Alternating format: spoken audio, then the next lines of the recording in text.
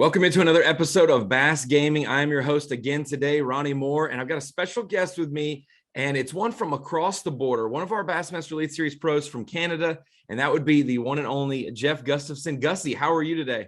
I'm pretty good, Ronnie.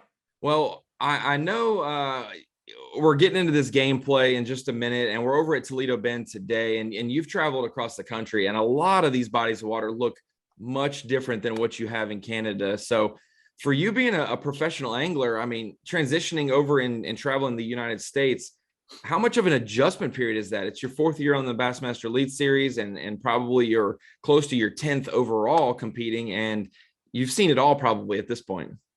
Yeah, I've learned a few things the hard way for sure over the years. But before we get to that, first of all, I'm glad I get to commentate on your fishing now. Exactly. I'm probably not going to be as nice to you as you are to me all the time on Bass Live. You share lots of love for me, and I appreciate it. But I look forward to this. And I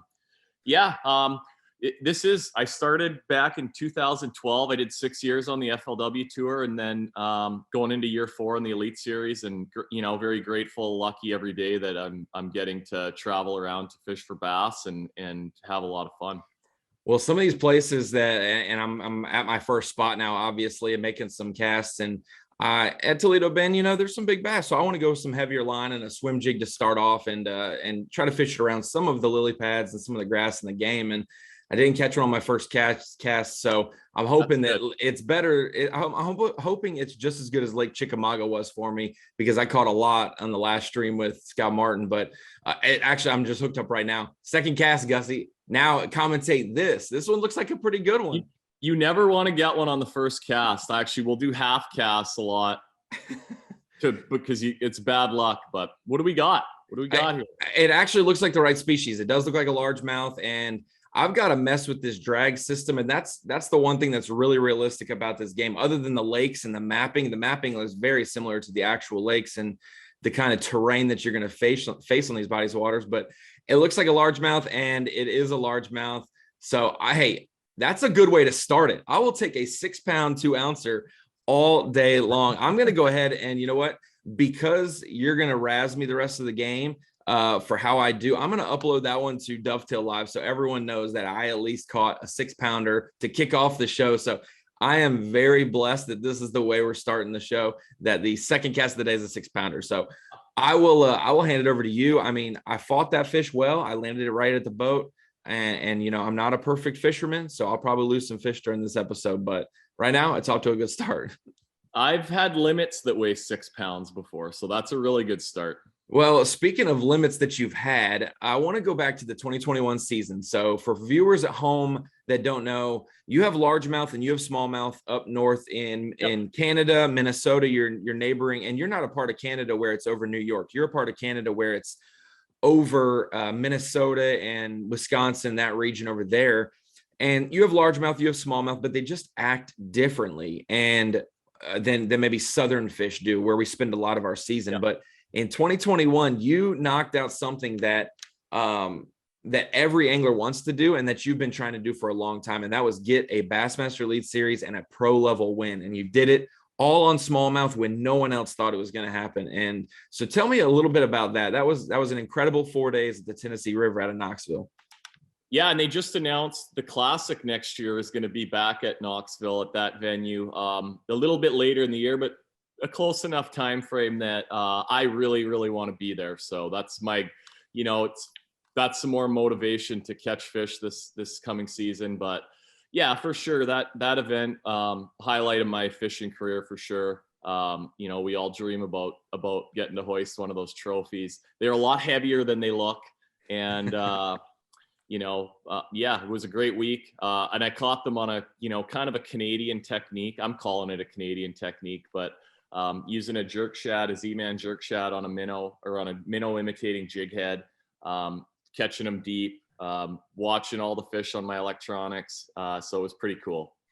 That was very cool. And we were kind of saying during the live show there, speaking of the commentary portion of it, we were kind of shocked. We were like, man, every day, you don't know if it's getting easier or harder for him. 5 smallmouth, that size limit, that's going to be difficult to do.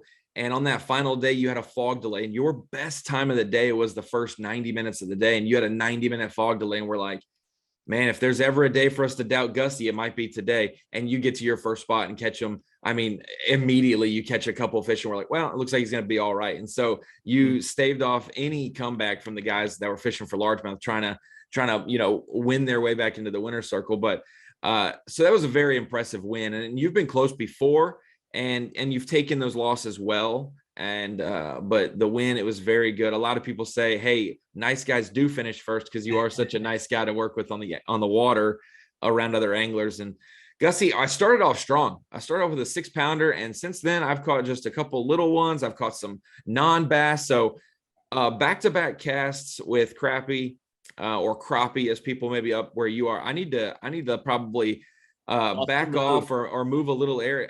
One thing that's very interesting in this game is the graph. It does not lie, just like in real life. After catching a couple fish, the graph seemed to not as many fish on the graph. So I'm going to push farther back into this creek and try to see if I've chased that school, farther in here, and hopefully I'll catch a couple. The electronics are your friend always. And if they're not showing you anything, you gotta keep it moving, find biters. I kind of have a 15-minute rule, especially in practice, where if I do the same thing for 15 minutes, whether it's going down, flipping, throwing a swim jig, looking at my graph, and I don't see any signs of life that are going to help me, moving forward, we got to do something else. That's very interesting. A 15-minute rule. They think, a lot of the stuff we talk about is the actual tournament days, those 4 days of competition. But if you're not a good practice angler either, then that really hinders your tournament performance possibly. So yeah, walk me through that a little bit. What's your process of, hey, I just got out on Toledo Bend. I didn't just practice for an hour and then start doing this gameplay. This is just straight out from the boat dock. You saw me leave right there at the Toledo Bend golf course launch right there, that's so famously known. And we're just catching some, but adjusting on the water in practice is, that's probably 50-60% of the whole tournament plan. Well, in the Elite Series, we get 3 days to practice, so a little bit more time than you're getting in the game, but it's short. And if it's a body of water you don't have a lot of experience on, you got to try to be efficient and cover some ground. You try to have an idea of, like, based on the time of year and the situation, the weather, where to begin your search. If I can fish deep, fish offshore, that's my preference. I love to use my electronics and do that.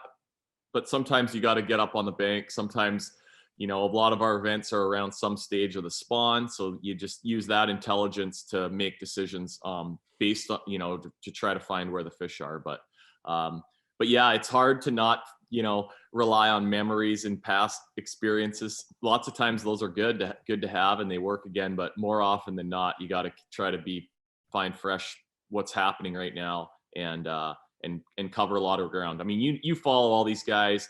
They're really good. The best guys move, they're not spot sitters very often. They're looking for biters and keeping it moving. And that's the biggest thing from maybe, local or regional anglers that are good on certain lakes or certain states and things like that, is that it isn't spot oriented. Yes, there are spots that you guys find, but you guys have to more so develop patterns in 3 or 4 days and see where it's been trending, to even get bites at the beginning of practice, to see where it's trending to, if the weather's changing. I know in Florida, for the Elite Series kickoff, everyone's watching weather before the season starts to see what it is 2 or 3 weeks before the year gets underway, to know how it's changed, what it's been like and how it's changing. So when you're there, what adjustments you need to make. So I know that that's a huge thing as well. It's not just spots, but it is patterns. And so for right now, this spot, obviously it's not necessarily working out. So I'm not catching all the largemouth that I want. I'm catching striper and crappie and different things like that. So I'm having to adjust right now. I went from a swim jig to a square bill. I'm even going to mix in and throw a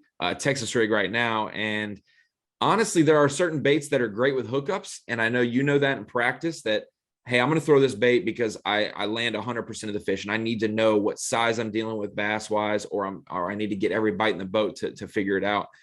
And it's not very good that I've lost 3 in a row on a Texas rig. They are biting it and running at me, and I'm not going to hook in them right now. So I know you've had that problem before, but that's very discouraging sometimes because you don't have a clue of how big or how small that fish was. Nobody wants to lose fish. No. I'm a very picky hook guy, and you want to definitely match your hook to your presentation and to the size of fish you're after and the line and rod that you're using. But yeah, line size is huge. Say what? Where's your Ned rig? No, I don't break the Ned rig out until the last hour of the tournament, and I need a bite or two. And I probably should start out with it, but I don't. But actually, after losing these 3 fish, it looks like I do have one hooked up, and it is a big one, but I don't think it's a largemouth. I do think it's of the stripe variety, which, hey, those are fun. And I did not expect to catch that all the way back in this creek on a Texas rig, but it looks like I have a giant striper on, and that can be fun, Gussy, but that can also take up a lot of practice time. It can take up tournament time. I know big catfish have hindered anglers as well. Oh yeah. In the tournament, it's a different mentality with time wise in a tournament. As I'm trying to land this fish, is like you don't want to waste too much time. If you're using good tackle too, you don't want to break them off or anything. So you're like, I've chased stripers who are halfway across a creek just to try and wear them out and get my bait back, and then your line's ruined and you've just wasted like 20 minutes of your day. And that's the thing with these bigger fish. This looks like a really big striper for me. And so I'm having to actually fight the drag and play that drag system. And I know you guys with spinning tackle or with certain techniques, you have your drag flexible. It moves back and forth, tightened up and loosened up. And right now with this fish making surges, I got to loosen it up and then retighten it to make sure I don't lose it.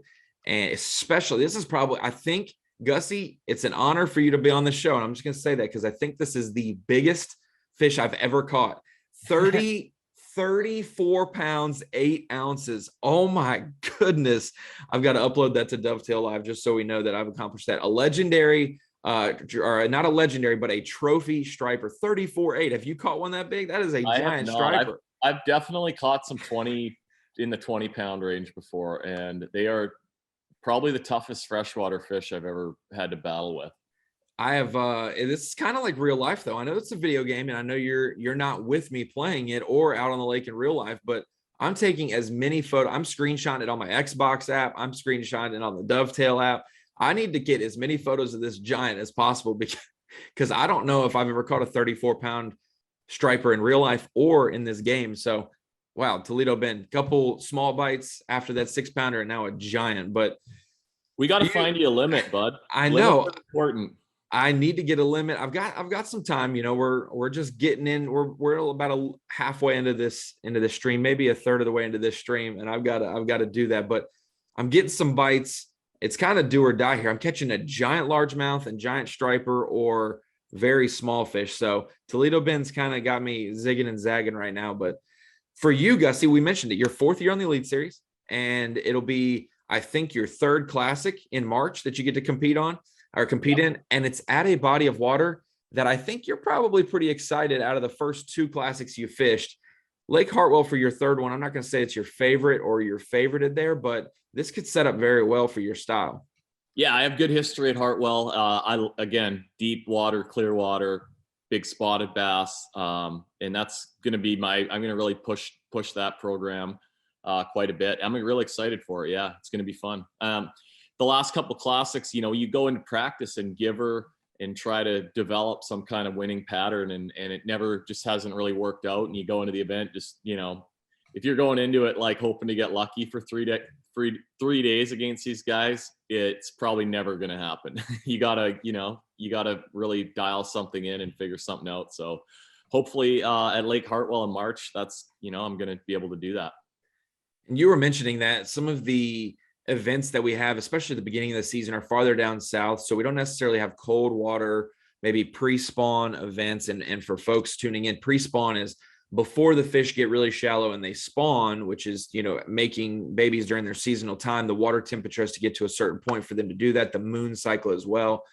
We don't have a lot of pre-spawn events with colder water, and everyone's kind of like, I hope it warms up for the classic. You're probably the opposite. You hope it stays a little colder because of the style and the bait that you used to win your elite event this past season would suit out well for a cold weather classic. And obviously it makes it a little tougher for those guys who like to move a lot and cover a lot of water if those fish are maybe more lethargic. Yeah, I want our boats to be frozen to the trailer in the morning when we launch. That's like the ideal scenario for me. It's happened there before, and That's what I'm hoping for. But yeah, you never know. You got to be open-minded, much like in the game here, and be willing to try, not necessarily just rely on what you want to use, but what is the best, for that situation that you're faced with. And that's exactly what you're seeing right now, is that I've caught 4 or 5 fish in a row, but they're all very, very small fish. And a lot of people playing the game would love to continue to catch these because it's just fun to catch a fish on every cast at times, hoping that there's a big one. But I'm going to actually try to force it and make a big one show up. So I'm going to switch it up as well, which is kind of difficult for people to do. Same thing in the tournament game. How hard is it for you to make an adjustment when you're catching fish? Maybe you're catching 2-pounders, maybe you're catching 3-pounders on certain bodies of water where you need bigger ones. How hard is it to leave biting fish at times to go find the quality and the size that you need? Right now, I mean, I've got that big largemouth, but I don't have much to go with it. So I'm trying to take the evidence, whether I see fish underwater farther past where my bait's landing or maybe closer to the boat. I need to move the boat around. I need to navigate in that area and find something else. You guys have to do the same thing, but with $100,000 on the line. Yeah. So sometimes we always go into every event, like try to figure out how can I win this tournament? That, we all want that blue trophy at the end of the weekend, but sometimes, their points are very important. Not bombing is very important because we all want to make the classic. We all want to stay in the Elite Series.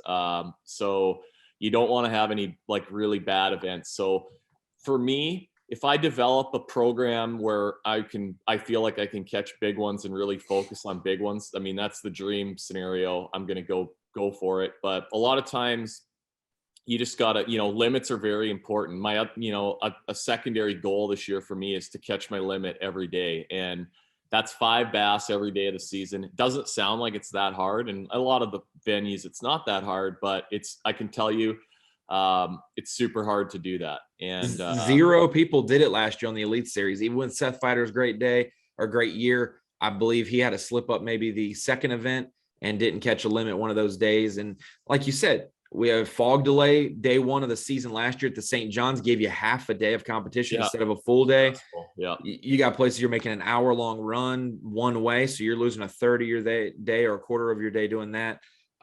So yeah, limits are not easy. And for viewers tuning in, our limits on the Bassmaster Elite Series, 5 fish, and they have to be largemouth, smallmouth, or spotted bass, depending on the body of water. And they have to meet a certain size limit, not just a weight limit, a size limit. So that is difficult. And the fact that no one did it, even with Seth's great year, even with Chris Johnston coming in second, Brandon Pollen, everybody has a slip up. And it's just when you have that slip up, you could have a slip up in a slugfest and you're 40 pounds behind the leaders.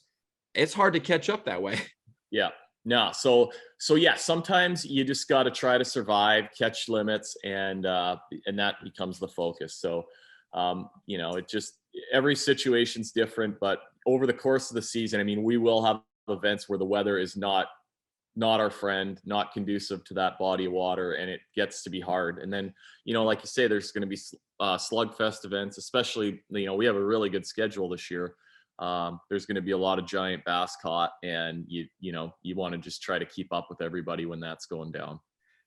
Well, if I enter any tournaments going forward, it needs to be a non-bass tournament because I just caught a 10-pound drum for folks tuning in. And those things they'll make you think this could be a bass until it gets right at the boat or it starts circling the way they fight. They fight a little bit different. So a 10-pound drum, I've caught a 30-pound striper. I've caught a 6-pound largemouth. I mean, everything's big at Toledo Bend. I just need to dial it in on the green ones, and that's the ones I'm looking for. So the drum will trick you because they like to hang out around a lot of the same types of cover and structure that bass do. And I've been fooled before. Like, it's here it is. That's the one. And then it's a big drum.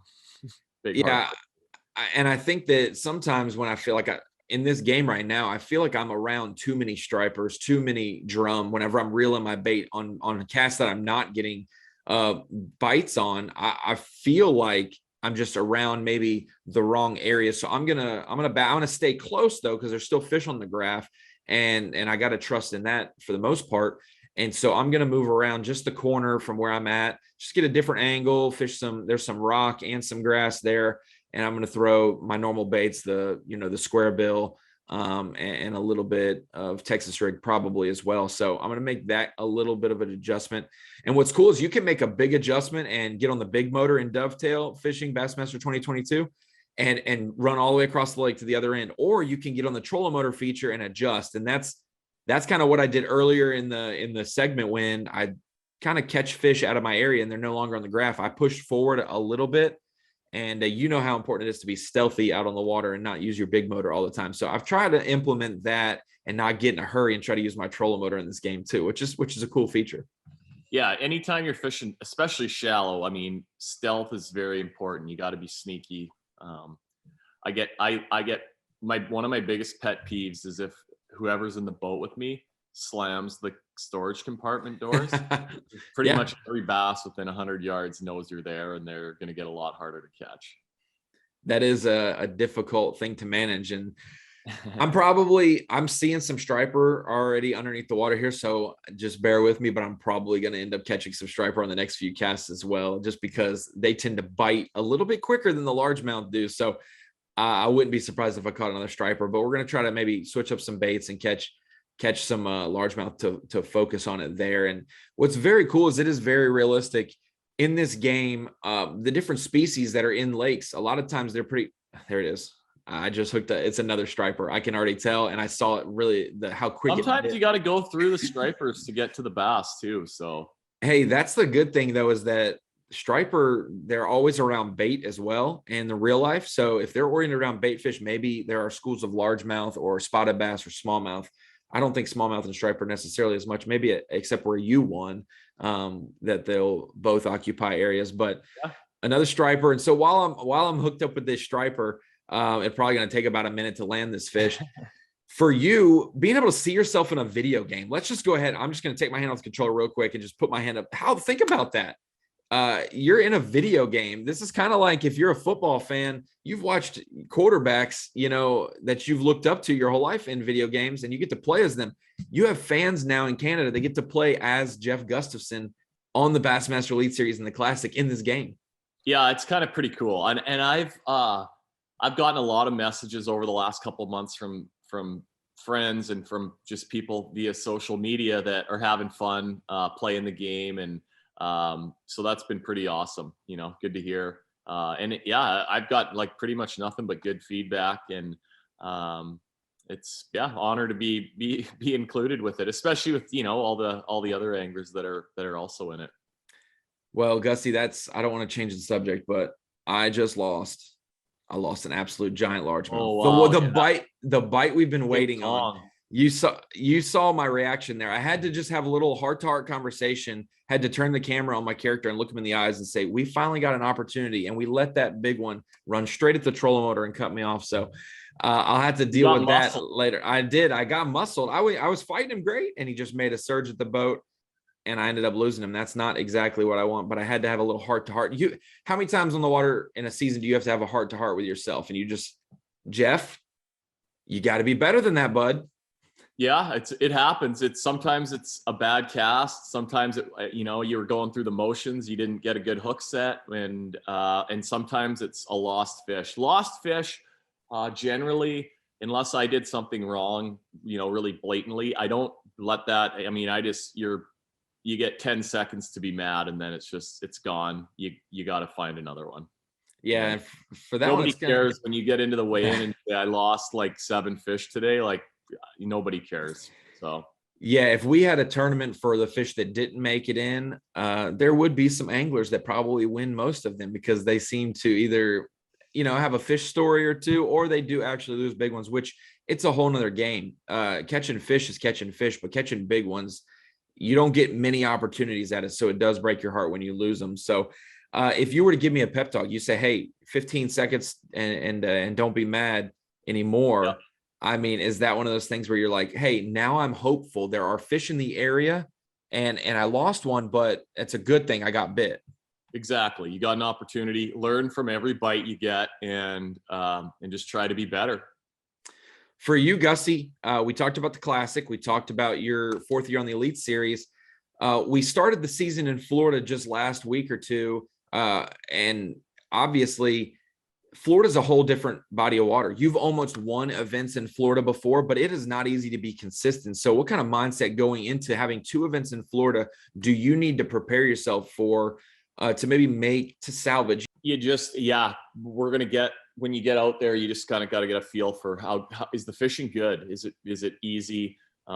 Usually for me, it's not in Florida, but it's funny because a lot of northern anglers struggle, I think, because we want to fish fast. We want to look for biters. I mean, that's how we do it back home a lot of the time. And in Florida, often that doesn't pan out very good. For practice, it's okay. But if you can find that, like, and it doesn't matter if you're in the small little fun lakes in Florida or you're on Okeechobee or the Harris Chain or the St. John River, you got to find those, 1 or 200 yard stretches that have fish and slow down, fish, be really meticulous, pick it apart. And usually it can be easy if you can find those good stretches. So.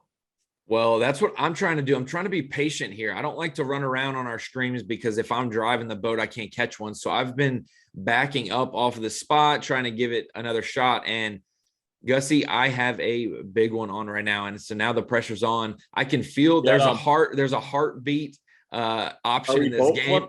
No, we are not boat flipping this one. This is going to be looks like the biggest one of the day. And it's on a crankbait. So I got treble hooks. I don't have big line. I'm trying to make sure with this square bill, I don't lose this fish because it looks like it could be the biggest largemouth of the day. I know we've caught a 6 to start the day, but oh my goodness, I just got him. 8-pounder. An 8-pounder, Gussy, 8 pounds, 3 ounces. That would be my personal best. I've never caught a 9 or 10 pounder. And so an 8.3 would be my personal best. We're moving up the leaderboard, buddy. Look at that. I've landed some giants today. I've landed a 6-pound largemouth, an 8-pound largemouth. And then I've landed that 30-pound striper. And I believe also a 20 pounder and a 10-pound drum. I'm catching some giants. They're just not all bass. Giants. I'm excited about that. Hey, maybe it's a good tide. You know how we catch one striper, it normally leads into another striper or another drum or things like that. Maybe this one will lead into another bass. And I have not seen a bunch of bass on the graph, but I'm seeing a couple that are around. So if I can maybe listen to the retrieve advice, the cadence that I need to do it, stop and go, constant, that kind of thing. Maybe I can land another big largemouth. But there's a couple places you mentioned it that on the Elite Series this year that are going to be big bass places. The first couple events, you start 2 in Florida. We have 1 in South Carolina, 1 in Tennessee, and then 1 in Texas and 1 in Alabama. Those first 6 events, they could have some giant largemouth incorporated. I've got another one on, by the way. I've got another largemouth on. I told you, hey, back-to-back casts, I can kind of pattern it now. And that's what you hope to do is once you get into this game, you see how these fish behave and you can maybe pattern it. And I've got some other smaller fish as well, but 3 fish over 5 pounds. I just caught a 5-pound largemouth there. Very pleased with that. I got an 8, a 5, and a 6 for largemouth, but I'm not seeing many fish. So I think I'm going to make a move and maybe test my luck. I did that last stream at Chickamauga with Scout Martin, and the second spot I pulled up on was just as good as the first, it seemed, catching fish wise. So I'm gonna make a little bit of a run. But while I do that, we're talking about big bass places this year. What are you excited for? Have you been to all of these bodies of water before? I've been to everywhere on the schedule before except Lake Oahe. So that's going to be a new one for me, but that's a smallmouth factory. So I'm excited for it. It's going to be fun. But as far as the big ones go, like these first few events, I mean, you could see century belts getting handed out, particularly at Santee, I think, if the weather's, cooperating with us. Which is 100 pounds for a century belt, is 100 pounds in 4 days of fishing, 5 bass a day maximum. So at most, at least you're averaging, if you have 20 fish, is a 5-pound average, which is just like the last one I caught. And for you, you're actually one guy who's invested in this, and it's the underwater camera aspect. When I'm in this game, I can see the fish that are around, whether they are interested in my bait or not. That means I can switch up baits. I can maybe attract them, maybe make a different cast angle, maybe have a different cadence to my retrieve.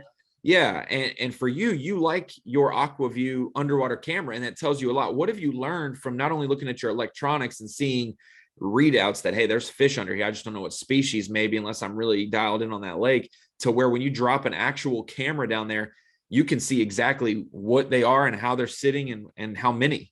Well, we all have great electronics now on our boats. So often we can see the fish down there and then drop a bait down. And if they don't bite, you know, sometimes you'll go through a few different baits, nothing's working, drop the aqua view down and then see, oh, they're not even bass, they're white bass or they're walleyes or they're suckers or some odd species. Like that happens all the time.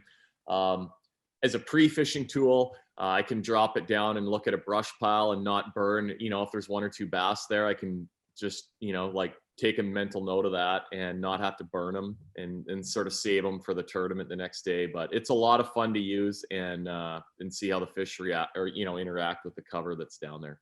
I don't fish offshore much, and it says that in the game as well. Like I just pulled into this short pocket. I see some lily pads and some reeds and some grass in the bank here. Beater. Yeah, I'm a bank beater. I would got to cover water. I'd rather catch 5 in a day than 55. And so that's exactly what my style is. But I did have the forward facing sonar on the water one time fishing a brush pile. And I wish I would have had a camera because I remember looking at it. I'm like, this is a really dense brush pile. I just caught a big drum as well again. So this spot has drum as well. But if I would have dropped the camera down, I looked at my electronics and I saw a brush pile was lit up. I mean, it looked like a big Christmas tree, full, like a really thick density. And you can see that by how sharp the returns are.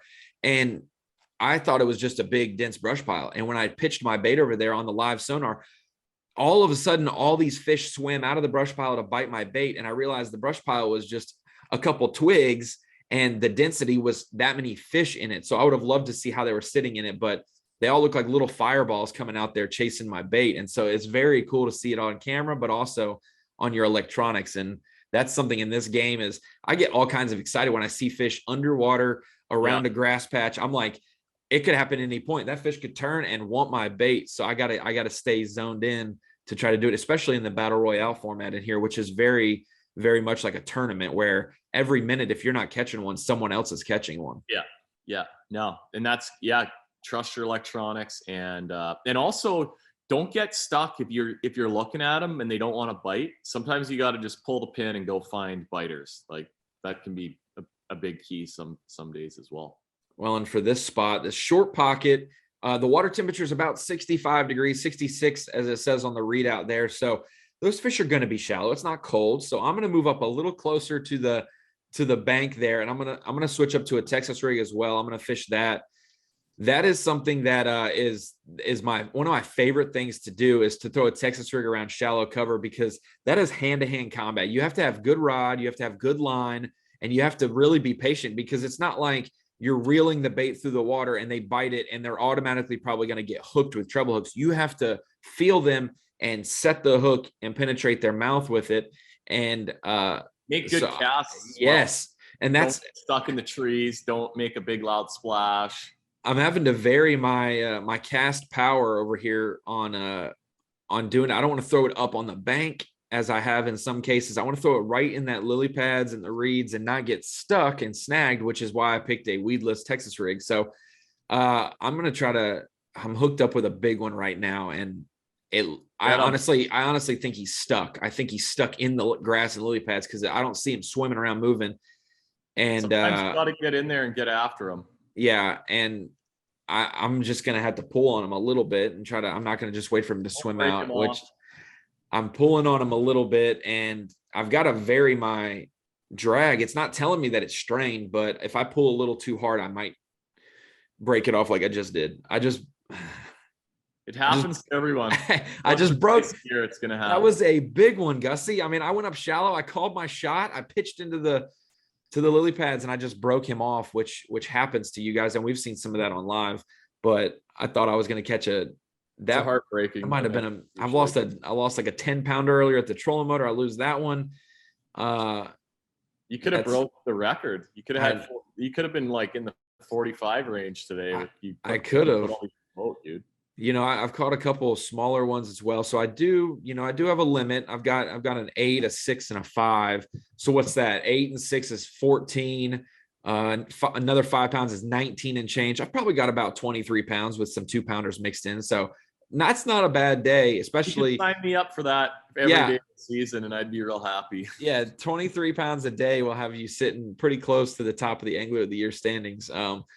And one thing that's very interesting is in this game, the patterns. If you go in the morning, that there's often an uptick in the largemouth bite. There might be a downtick in other species that you want to catch, but largemouth love that first hour or two of the morning, whether it's cold or not. What is your theory behind that? Why fish are so active early in the morning, that first light? Well, I think everybody likes to have everyone likes to sleep a little bit when it's dark out. So when when the sun starts coming up, things start to brighten up and lighten up. We want to get a little breakfast and get our day started. So I think fish are the same as we are. And yeah, if you're serious about it and want to, put yourself in the best position to do well, you better get your butt out there bright and early. Yeah, and there are different windows. There's even a feeding window at nighttime where fish can't see the baits necessarily, but they feel the baits. It's like you put your blindfold on and you can hear the creak in your bedroom when you think the boogeyman's kind of like it. I remember, like, it's like when you're a kid and you're in bed and you're hearing things that don't exist because you can't see. So you're just, your sense of hearing is so much more, and you feel like something's there. They use their sense of feel and their sense of smell a lot more at nighttime than they do maybe during the day, because they use their eyes during the daytime, the brighter conditions. So there's always a bite window at different times, but I do know how important that morning bite is. But there's always that key afternoon bite, maybe an hour or so before weigh-in, where guys who are maybe an hour or two away, they don't get to capitalize on that. And so there's a lot of strategy involved. And the strategy involved in this spot, after losing that giant fish, that had to have been the female. We're in the mid 60s. The fish are probably spawning. To be honest, they're up there shallow. And I lose the giant female, and I have caught nothing but small largemouth since then. So, and small white bass and everything. So I definitely caught the female, and now I'm just finding all the runts of the school that aren't really helping me call up. Find you a new cove to fish to look for big mama. Well, that's the hardest thing. I'm seeing activity and I'm catching some fish. So I really want to stay here, but I obviously have hooked the biggest one in this cove, and I lost my opportunity at it. So I'm going to continue to wrap it up here, because we have been fishing for about 36, 37, maybe a little longer, that many minutes. And I don't want to take up too much of your time, but I do know it's good to be patient. This has taught me patience, this game has. So for you, Jeff, you're looking at your fourth season on the Elite Series. What expectations do you have this year? You've already won an event. You've made the Classic every season. I know obviously those are still goals, but are there any other goals? Do you want to win Angler of the Year, being the top guy after 9 events in the points? Oh yeah. I mean, that's that or winning the Classic. That's the two big dogs in our sport. So yeah, absolutely. But for me, yeah, make the Classic and yeah, try to get my limit every day all season, and get a good streak going there.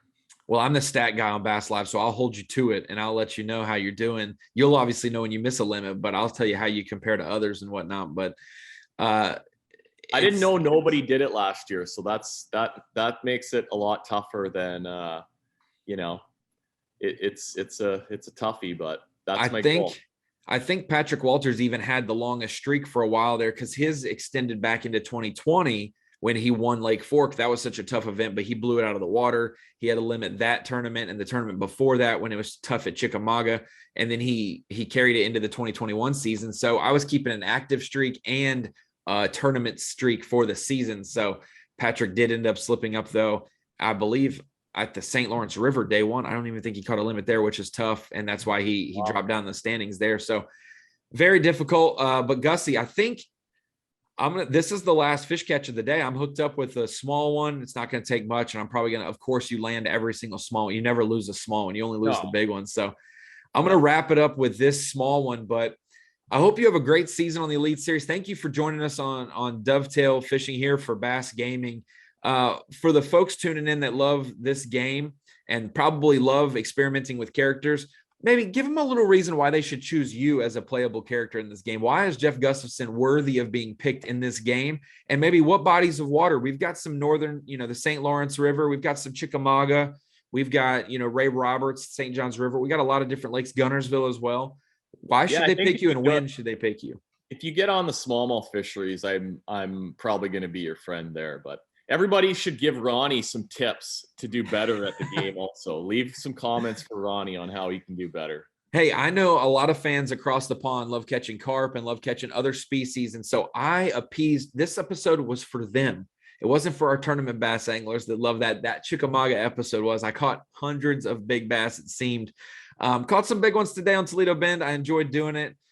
Gussy, they're obviously pick you for the St. Lawrence River, pick you for Lake Hamilton too. I know you fished there before in the past, and they've got a couple smallmouth, but it's more of your style as well. So thank you for joining me on this episode of Bass Gaming, and I hope you have a great season on the Elite Series. And is there any way that fans can tune in and follow you during the 2022 season as you travel around the country? I mean, the best way to follow it is get on Bassmaster.com and watch Bassmaster live. That's that you guys do a great job of covering our events. And I'm on Instagram at Gussy Outdoors. Send me a picture, send me a comment if you are killing it in the game. Yes, tag Jeff in all of your Instagram stories, Twitter posts as well. He's active there. And hey, congratulations. You're out of the snow. You're in Florida. You're in the South. And we're kicking off the season. So thank you for joining me on this episode, Jeff. This was another episode of Bass Gaming on Toledo Bend Reservoir in Louisiana and Texas with my guest, Jeff Gustafson.